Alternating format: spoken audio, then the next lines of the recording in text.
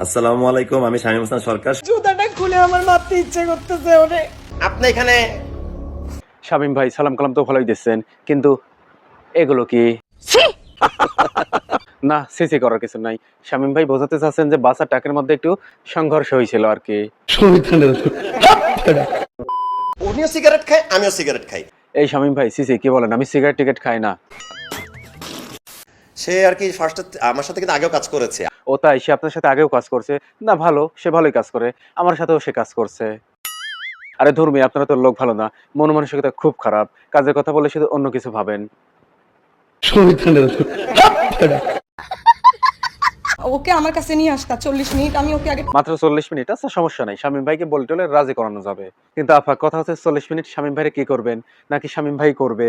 আমি বলুম না, আমার শরম করে। না থাক, বলার দরকার নাই, মাত্র 40 মিনিট তো আমরা মেনে নিব। আমার সিগারেটকে তার গাঁজা মনে হইলো, তার সিগারেটকে সিগারেট। না কিছুতেই না, তারটা সিগারেট হতেই পারে না, তারটা 100% বাংলা বিড়ি। ও ভালো কথা, শামীম ভাই আপনি নাকি তাকে বাংলা বিড়ি খাওয়ার জন্য চাপাচাপি করছেন? করি নাই, না, আমাদের কাছে গোপন খবর আছে, আপনি নাকি তাকে বাংলা বিড়ি খাওয়ার জন্য চাপাচাপি করছেন। করি নাই, করি নাই মানে করি নাই। আমি বিশ্বাস করি না এই কথা, কারণ আমাদের কাছে যথেষ্ট প্রমাণ আছে। যদি করে থাকি এরকম কেউ প্রমাণ করতে পারে, প্রমাণ করতে পারলে কি হবে শুনি? তাহলে আমি মিডিয়ায় ছেড়ে দিব।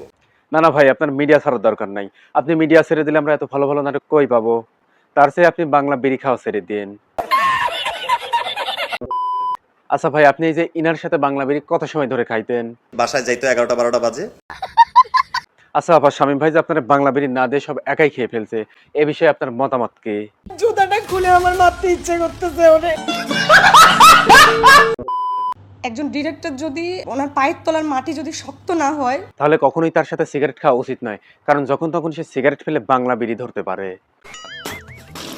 ওনার কাছ থেকে তো আমরা শিখবো না। আমরা তো তার কাছ থেকে শিখবো কিভাবে সিগারেটের নেশা বাংলা বিড়ি দিয়ে মেটাতে হয়। তুমি কি কাউকে কল দিচ্ছিলা? না না আপু, কাকে কল দেবো? কাউকে কল টল দিচ্ছি না, মোবাইল দিয়ে তো ভিডিও করছি। থাক থাক, কাউকে কল দিও না, আমরা একসাথে কাজ করব।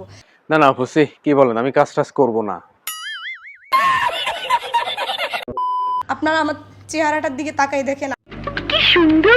আফা দেখছি, আপনি তো অনেক সুন্দর, আপনার তো নায়িকা নাসরিনের মতো লাগে। দর্শক, ভিডিওটি শুধুমাত্র বিনোদনের উদ্দেশ্যে তৈরি, সো কেউ সিরিয়াসলি নেবেন না।